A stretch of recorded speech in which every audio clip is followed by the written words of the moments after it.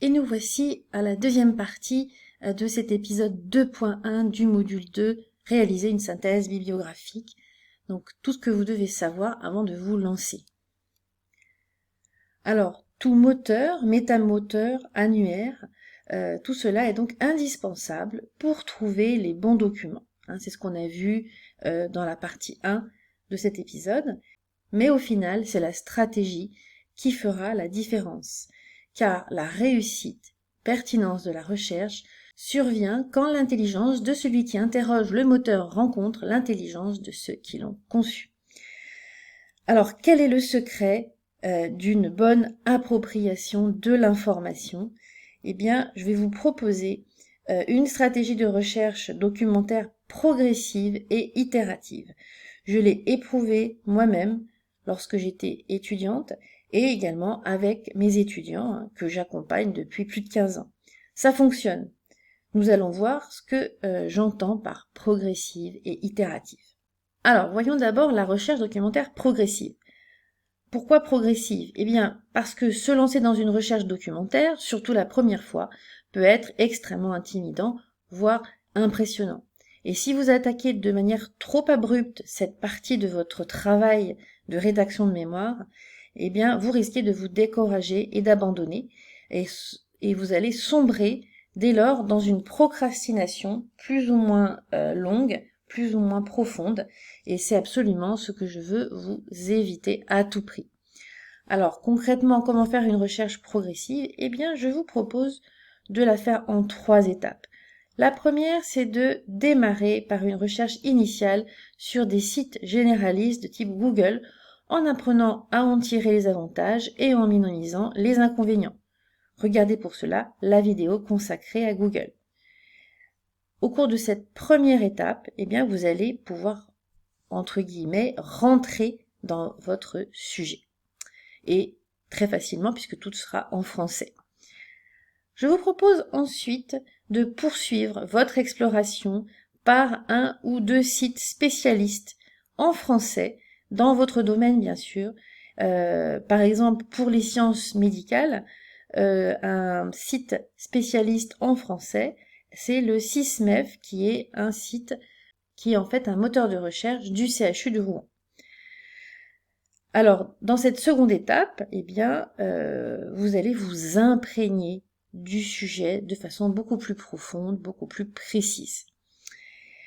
Troisième étape, eh bien, je vous propose de plonger dans les sites spécialistes en anglais, toujours dans votre domaine, afin d'approfondir et d'intégrer les informations qui sont ici de haute valeur par rapport à tout ce que vous trouvez sur le web et qui sont invisibles pour la plupart des internautes.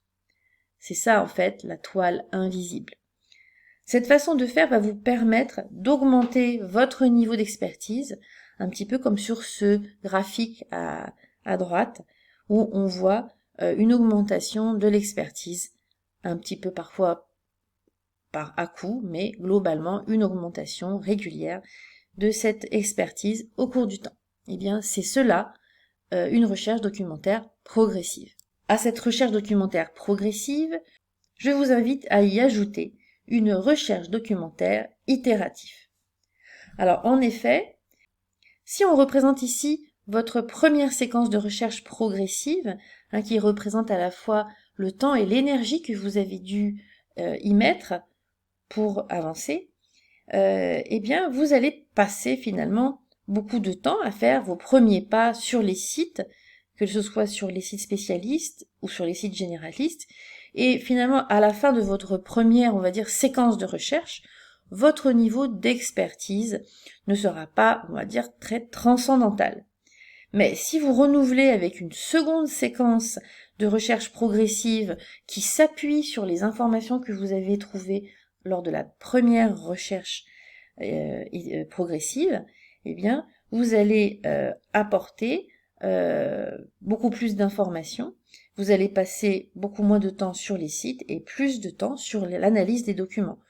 Donc, votre niveau d'expertise ici va augmenter.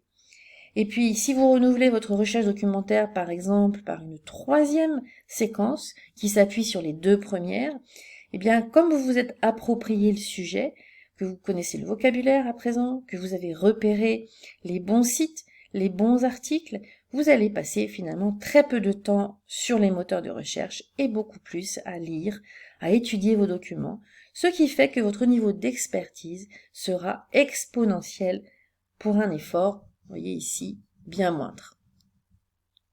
Au final, plus votre effort diminue, ici, et plus votre expertise augmente. C'est plutôt agréable, non? Alors, je vais finir sur ces généralités concernant les moteurs de recherche documentaires. Ici, quelques informations sur l'importance de la qualité et de la fiabilité des données récoltées. Dans le domaine de la santé, probablement plus qu'ailleurs, il faut absolument vérifier la qualité, la fiabilité de l'information trouvée, car le meilleur côtoie aussi le pire. En effet, le réseau Internet ne possède pas de système de contrôle de la qualité de l'information. C'est quasi impossible vu les ramifications du web. Alors, voyons ensemble quelques points indispensables à vérifier. Lorsque vous êtes sur un site, posez-vous la question de la transparence de l'auteur. Est-ce que l'auteur apparaît clairement, son nom, son prénom? Est-ce un médecin, un chercheur? Est-ce une institution, une association? Deuxièmement, transparence du commanditaire du site. Qui est le commanditaire? Est-ce une société commerciale? Un laboratoire? Est-ce qu'il y a quelque chose à vendre? Est-ce qu'il y a une éventuelle déclaration de conflit d'intérêts? Tout cela est important à vérifier.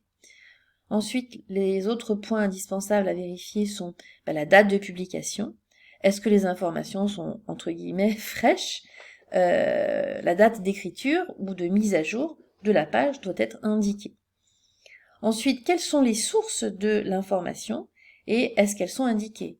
En d'autres termes, est-ce qu'il y a des références bibliographiques correctement écrites dans le site et qui permettent donc de valider la qualité scientifique de ce qui est écrit? Ensuite, est-ce que l'exposé du contenu est correct? Est-ce qu'il repose sur des faits ou des opinions, voire de la propagande? Ensuite, quelle est la cible du site? Est-ce le grand public ou des professionnels? C'est toujours intéressant de savoir si on est au bon endroit. Et enfin, la catégorisation du site. Est-ce que c'est un site de référence?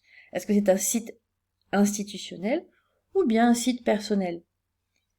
Dans tous les cas, gardez l'esprit critique. Alors, il existe également un référentiel pour l'information médicale qui a été créé. C'est ce qu'on appelle le HON Code ou Health on the Net, qui est un label créé par la Fondation Health on the Net, organisation non gouvernementale.